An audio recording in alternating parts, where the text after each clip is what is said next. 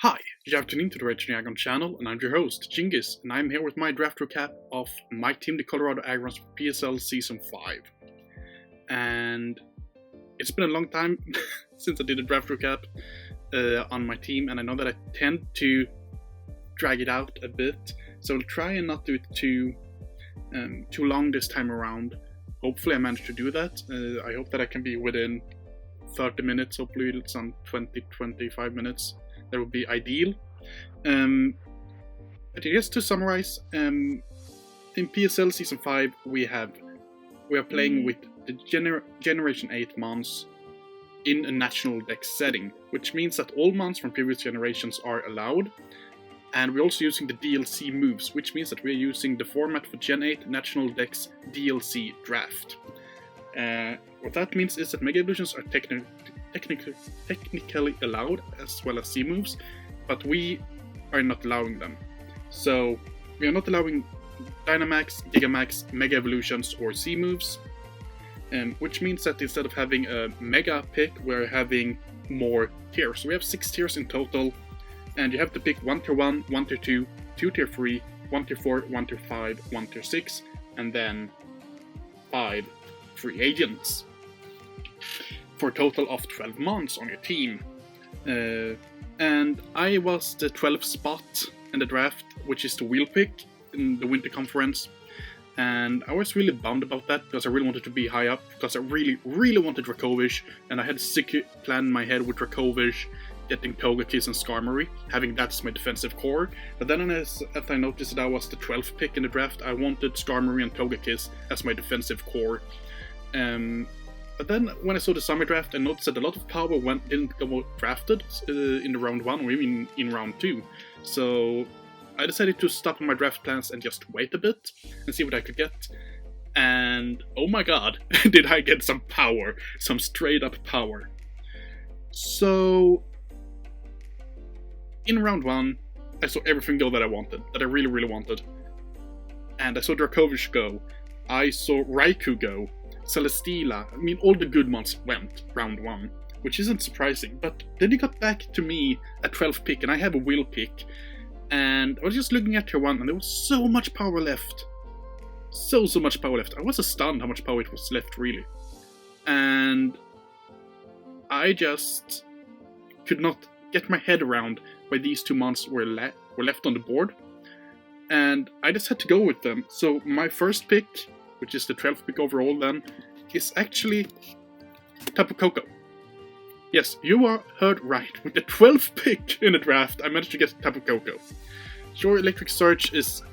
Electric Train is not as powerful, but so that means that it only gets 1.3 boost for electric type moves, if I remember correctly. And the base 94 special attack isn't that good, but the speed at 130 is really good. Physical attack on 115 is exceptionally good, especially since it now gets a very good fairy type move in Play Rough. It says there that it was banned, but this one actually gets Play Rough, and I'm gonna show it to you. You see, it doesn't say anything about Play Rough here, which means Play Rough is a DLC move. That's why Tapu Koko is so damn good right now. So I have a stab fairy type move on the physical side on Tapu Koko, and oh boy, is that fun. So, first up we had Tapu Koko, and his name is going to be AC/DC, of course. I name all my electric types that, unless I have a better one that fits it, but I do think that AC/DC actually fits Tapu Koko really well. And it can do so many different things. It is a defogger, even if it's not that good of a defogger, it still has it. It is a Volt Switcher. I don't think it gets U-turn. It does get U-turn, so I can go full physical, full special. I can split it up. I have a good amount of abilities that I can actually run. Well, I have one ability that I can run, but I also have a lot of items that I can run for Tapu Koko. And I can do so many different things there that's actually scary.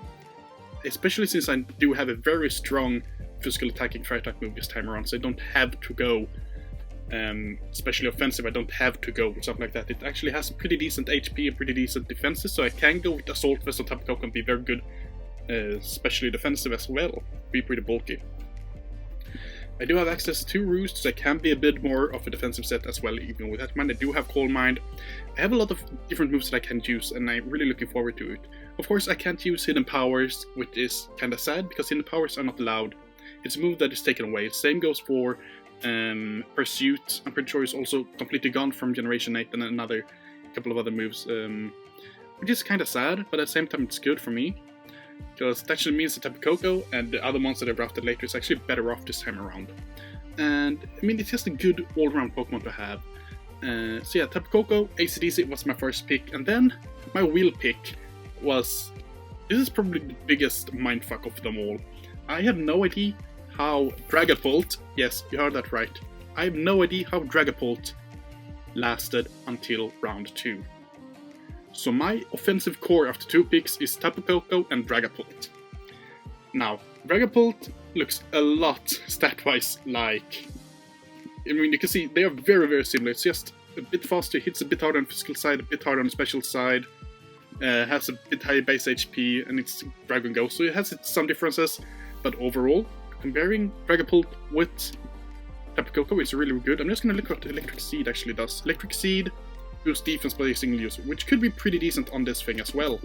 Having access to Clear Body helps me with stick web users. Having Infiltrator is really good because then you can't sub up, you can't put up screens, and nothing of that will actually help you versus Dragapult, and Dragapult hits like a truck.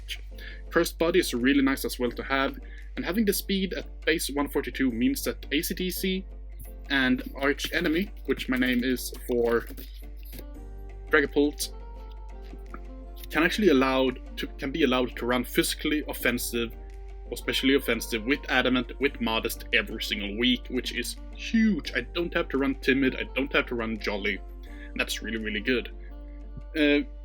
Move-wise, it gets a lot of different things. It's very versatile. I can go with a completely unstabbed moveset and still be very, very hard hitting and hard to deal with. It gets Hydro Pump, it gets Scald as well, which is really good. Shadow Ball, Thunderbolt, Surf, U-Turn, Will-O-Wisp. I think it has some other pretty decent one. Yeah, Beat Up is a very good move to have in Dragapult. Breaking Swipe can be very useful as well. Dragon Darts might not be as good here, but it's still pretty decent if I want to break Sashas and so forth. Also having a lot of other moves here that can be really good too, as well. But what I really like about this is that it gives me a very good hard-hitting Pokemon to pair up with AC/DC. Comparing Dragapult and Tapu Koko up means that not a lot of teams will be able to counter both of them with just 1 or 2 months. They might have to bring 3 or even 4 months to be able to deal with them defensively. That's a huge boost for my team. Then I had to wait wait 22 picks for my next 2 picks. And I wasn't really sure what I wanted here. I kind of wanted to go with Togekiss and Skarmory, but then Togekiss got drafted, if I remember correctly.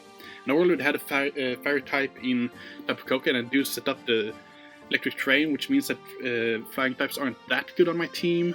But I wanted to still get something to actually work very well with AC/DC, and I decided to go with a very scary mom that a lot of teams have a hard time dealing with, and that is Tangrowth.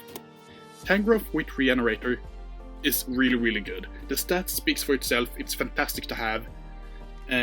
We all know that Assault Vest Tangrowth is really, really good. We know that physically defensive Tangrowth is extremely good. Also having access to things like Knockoff, things like Giga Drain, things like what is called Leech Seed and Poison Jab, Power Whip. I mean, it has a good versatile moveset as well. Being able to have Sludge Bomb on this thing is actually very good for fairy types. But this is just a defensive wall, really much. I don't know if it gets Swords Dance.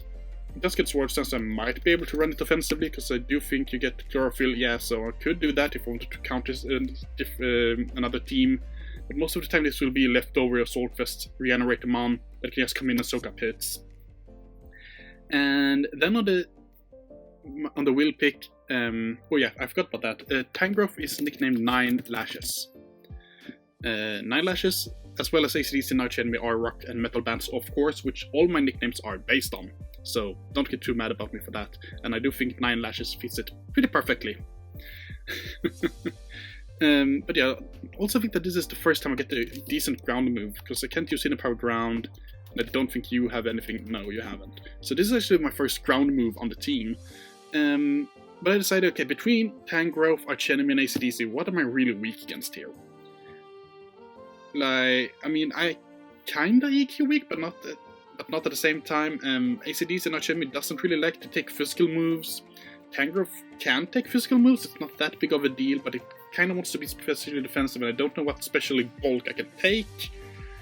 And it can actually be pretty decent in both roles, but I wanted something to actually work well with Tangrowth, and I decided to pick up Skarmory. And Skarmory will most of the time have Stardy, and Skarmory will be named Iron Maiden. And Skarmory is just a physically defensive wall. In my opinion, it can actually be better than... it's a steal in tier 2 as well. Like, both Tangrowth and Skarmory were tier 2, which is huge for me. That's a very good defensive pairing to get in tier 2.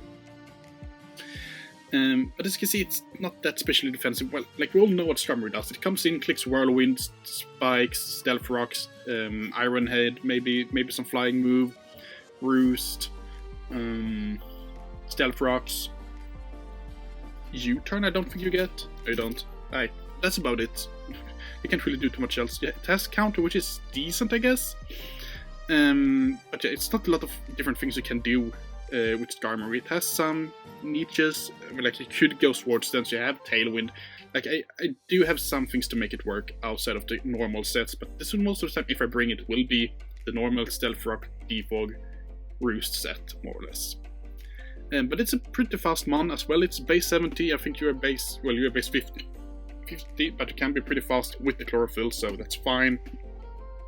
And both of them are very bulky, and I do have my offensive mons here, which also can be a bit of a bulk behind them.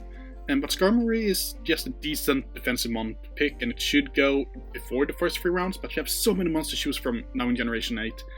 It's insane, and I'm really glad with the 4 months that I managed to get here. And now I had to wait, and I had no idea what I wanted, because I got sniped 6 or 7 times on the next 22 picks, which doesn't sound like a lot, but when you know what you want and you can't get it, it's actually a pretty big deal to not get those mons. And I more or less panicked, and I think I had 5 minutes per pick, and I think I took 9.5 minutes to get my picks in total. Like, I had no idea what I wanted.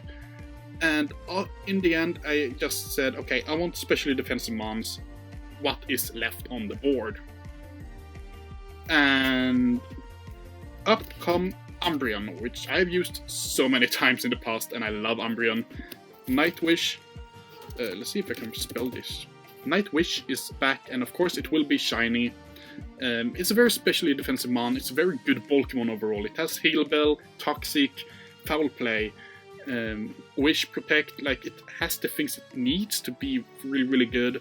And pairing it up with things like Skarmory and Tangrowth as well actually makes Iron Maiden very, very good in the long run, because if I can make Umbreon the more Spadef mon, I can actually use Tangrowth and Skarmory more as a physically defensive walls, which are what they succeed at. And it's not like Umbreon really care about taking moves on the physical side, even if it's specially defensive, because it's pretty bulky and it do have Wish, and it has counter, it has fall play, so it can do a lot of different things from the physical side as well. And as I said, Umbreon is one of the monsters that I really, really love in Draft League format. Another mon that I love in Draft League format, which was a panic pick with 9 seconds left to go on my timer, I would say, something like that, is Porygon 2. Porygon 2 was a pure panic pick from my part. And you will always see this with an Eviolite, and Hatebreed is back as well. Hatebreed Porygon 2 was a nuance for everyone to deal with as soon as I have it on my teams, because I really know how to abuse Porygon 2, both in defensive ways and even in physical ways. Well, offensive ways. It has Trace, which is a great ability to have when you don't know the abilities on certain mons. And you have a lot of different mons that can actually run very good, viable different abilities, which means Trace is a very good ability to have. Download can be pretty decent offensively, but an Analytic is a very good move, very good ability to have. Because with Analytic, I'm pretty sure I can 2-hit KO or 3-hit KO most mons if I run max special attack with modest nature, which thanks to Evilite I am allowed to do because this thing is so damn bulky. So I just need to run recover and I can do whatever I want on this thing.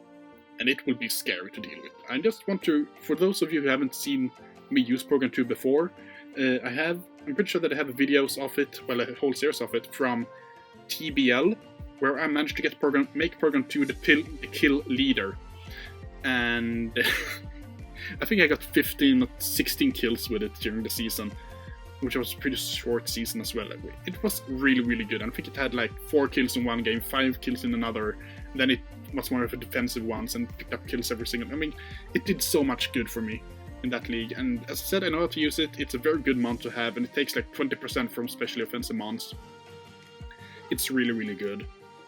It's not as good from on the physical side, and its weakness to knock off is pretty bad, but I have 2 months here that doesn't really care about it. It's free, really, with Nightwish, Iron Maiden, and 9 Lashes, so it doesn't really care about getting knocked off.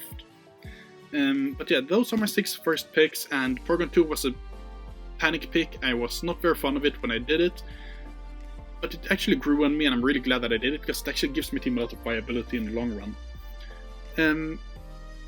But then I had to wait a couple of turns. Well, a long time, I think it was. This round actually took almost an hour, I think it was, before I actually were to pick again. And I wanted a water type, but my team doesn't really build for good water type on it. Like, Electric Terrain is not that good on it. I actually invite physical attacking mons, and most water types are especially defensive. I don't like Tapu Koko and Dragapult can bring in both special and physical walls. So I really wanted something that can be both, and that can be mixed, that can be very hard to deal with. And Cyan brought to my attention that Cloyster was still on the board. And Cloyster with Skill Link hits like a truck, especially after a Shell Smash. So, like, after Shell Smash, I 2-hit KO. Well, I should 2-hit KO almost everything on the team, on the opposing team, and having a physically defensive set with base 180 defense actually means that the Shell Smash with the White Herb makes this thing very hard to take down if you only have physical attackers. In the long run, that actually means that special defensive mons is very good to have as well. But since I have things like Nightwish, things like Hatebreed, Cloyster doesn't really need to be run as a specially defensive mon. And I don't have to run the Assault Vest set, for example. I can actually run the physically defensive set if I want it to be a physical wall. But thanks to having Iron Maiden and 9 Lashes, I don't really need it to be a physical wall, which is big. So the nickname for this thing will be Blue Oyster Cult. And of course it's gonna be shiny to be even bluer. But this is a Skill Link mon, we'll know what it does, it's very good to deal with, and it does give me another Spike Setter as well. And it does give me access to Toxic Spikes, which means that I have Stealth Rocks, Spikes, and T-Spikes on my team, which is big. And to make it even harder for my team to be dealt with, because right now, you can outspeed Cloyster with the Scarfer. You can outspeed Tapu Koko and Dragapult with the Scarfer. That's no problem. But if you add a Web Setter to the team, you don't really have that any longer. And also having a mon with Frisk is really good, and look and behold, here I have Stick Web Setter, which is kinda bulky. Bug Psychic is a very good type. I do have some weakness for fighting types, since I have Nightwish, Hatebreed, and Blue Oyster Cult doesn't really want to take them. Sure, Iron Maiden can come in, 9 Lashes can come in, ACDC and Archenemy might be able to take 1 or 2, but having Orbeetle here actually means that I can 1-hit KO, well, avoid being 1-hit KO'd on a lot of mons, and just take 15 to 20% from a fighting type move, even if it's stab. The only problem is that most mons that are fighting types get knockoff, and knockoff is very good on Orbeetle. But at the same time, I'm base 90 speed. If I get up Stick Webs, I can just U-turn. I do have recovery on this thing as well. So this is like a normal set you will see a lot of the time if I bring Orbeetle. Being able to bring Bug Buzz or Giga Drain or Leech Life or Psychic is also really, really good in the long run for Orbeetle. And also having the support in Wish from Umbreon makes Orbeetle very, very good. Orbeetle will be called UFO, which is a band that I actually saw live not that long ago, which was really, really good. and I've used the nickname before for Magnuson, I think it was. But Orbital is one of those mons that it could be a hit and miss on this team. And now that I have 2 knockoff weak mons in Hatebreed and Orbital, and even another one in Archenemy, really, none of them wants to take a Dark type move, I decided to do the very strange move to get another Defogger on the team. And the Defogger that I wanted on the team became Golbat, because that was more or less the last thing I could pick up. And Golbat, sure, it has Infiltrator, that's decent, it has Indie Focus, that's decent, it do run Evilite, that is decent, but it is a flying type, already have a flying type. It is a poison type, which is good, but it is a flying poison type, so I can't get rid of T-Specs with it, and I'm pretty sure it can't set them up themselves either. Yeah, so it's really just here as a Defogger, as a Rooster, as a U-turner, but it's not that fast, it's just base 90, but if I get the webs up, it should be able to outspeed things, and it do have Taunt, like, no, it does not have, yes, it do have Taunt, thank God for that. So, yeah, Evilite, Golbat, who will be named Aussie. It's just nice to have there. I don't think I will bring it very often. I actually think that this might be one of the mons that I actually drop or trade away. But having access to Haze is pretty decent, and it do have some versatility that can be useful, I guess. But it's not my best pick. And to make up for that, I decided to bring a real wall breaker on the team. So say hello to Sudowoodo, if I can spell that name right again.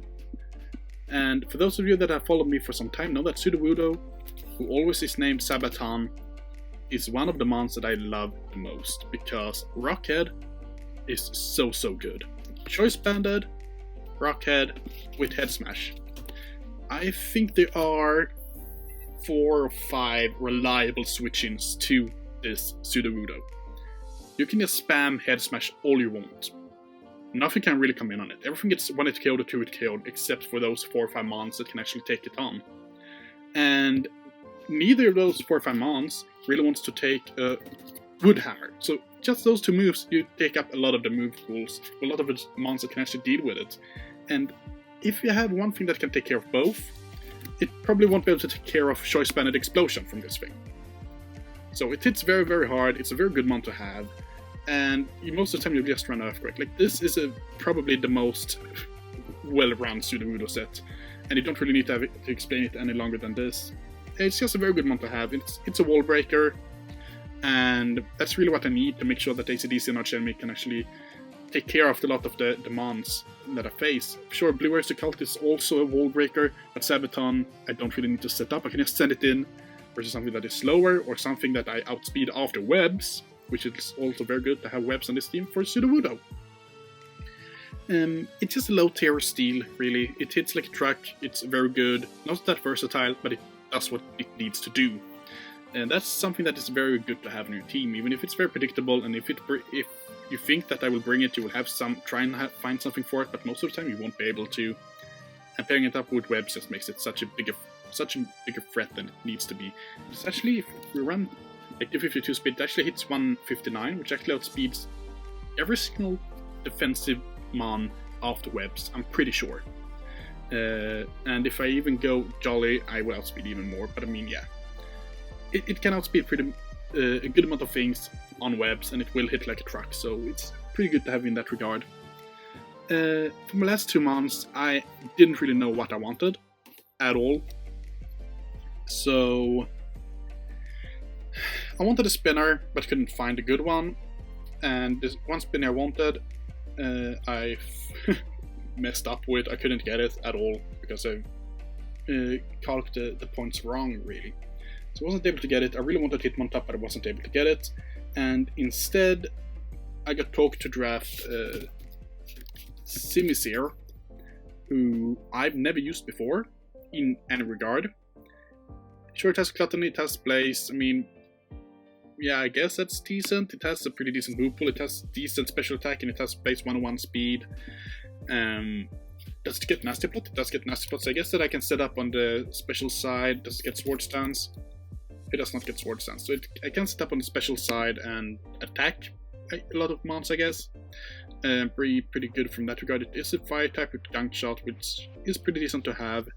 It gets knockoff, So yeah, I do have Power Punch. I mean, I can do some things with this, but I don't think I will bring it a lot of time. And if I do, I'm just seeing it as either a sack off or I need it for a specific mon in a specific scenario. But yeah, Simisear is here, and it is Flame Monk. It will be called In Flames, of course. And to be honest, I don't really know what else I can say about this thing. I've never used it, I have no idea what it does, so I'm looking forward to actually see how well it can do. For my last mon on the team, I wanted a fighting type, and there weren't a lot of fighting types left on the board that I could take. Harajama was up there, and I thought of it. Sure, Guts mon would be good, it's pretty bulky, AV set is decent, it can hit hard. But then I saw Sork, and I thought that Sork is pretty good. It do have Mold Breaker. Mold Breaker EQ is a very good combo, especially if you have a base 125 attack and you have a web user. So you have Levitate mons, not anymore, because Earthquake will still hit them. And if you choice spend this and have the web support, it can actually be pretty decent. It do have some other things that goes for it as well, like Bulk Up, Close Combat, Poison Jab, Power Punch, Knockoff, Ice Punch. Like, it has a pretty decent coverage, and it could be very good in that regard. But in the long run, I just brought this for Mold Breaker EQ to deal with Rotoms, which wasn't drafted that many. And to deal with other Levitate use and deal with other abilities that it could overlook. So yeah, Sork is the last mon here. Sork will be called Kill Switch Engage. And I'm looking forward to use it, even if it's looking like a weird pick in retrospect. And I could have gone for Harajama instead, which would have been better. It actually went undrafted, and then Lore, so he's my week 1 opponent, took it up, which is a bit of a nuance for me. But I do think that Sork could be good to have on this team. Looking over it, I do have some pretty decent speed tiers. Not the best, but I do have some. I do have some very good defensive mons in, especially in 9 Lashes, Iron Maiden, Night Vision, Hatebreed. I do have some very good offensive mons in ACDC Arch Enemy, Doris the Cult, and Sabaton. I have the support I need. I have the setup mons that I need. I do have hazards of all kinds. I do have a way to get rid of hazards, even if I don't have a spinner. Well, I do have a spinner. Don't you get spin? You do get spin, so I do have a spinner. I forgot about that. Close to get spin. So I do have a spinner as well. Overall, I'm a real big fan of these mons. Maybe Orbital as well. The last 4 mons I could have done better with, I think. Sabaton is the only one there that I'm really, really glad I got. The others I could have gone better with.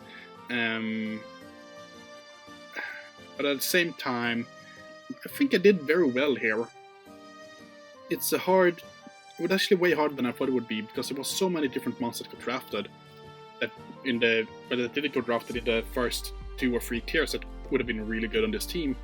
But I didn't have the points to pick them up, because it did bring Arch Enemy and Iron Maiden into the team very early on.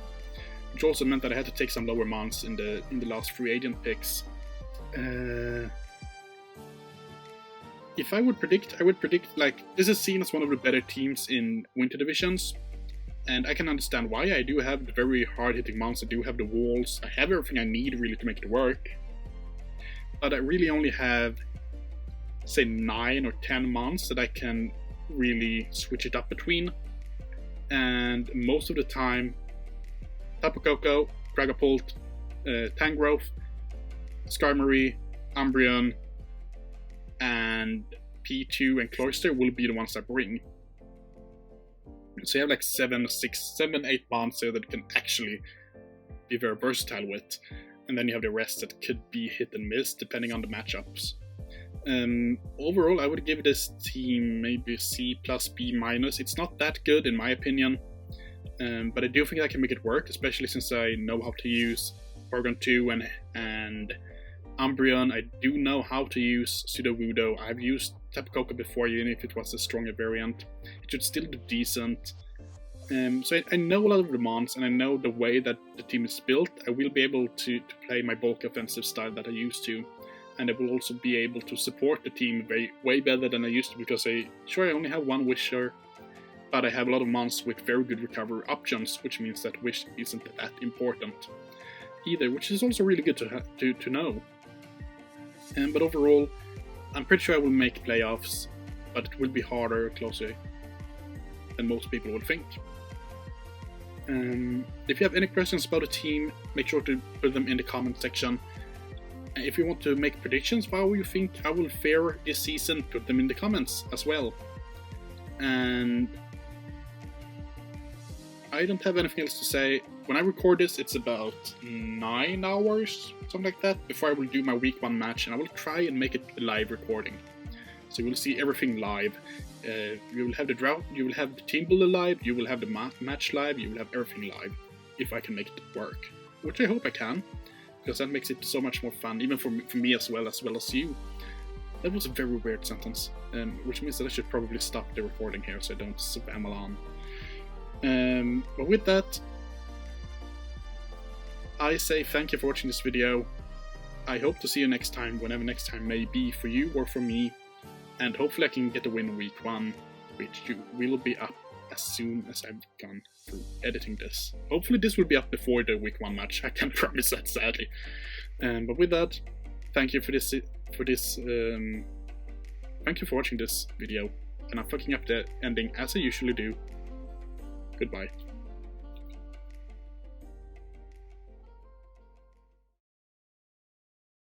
Oh yeah, before I forget. Red eyes, Bruno! Bruno, red eyes!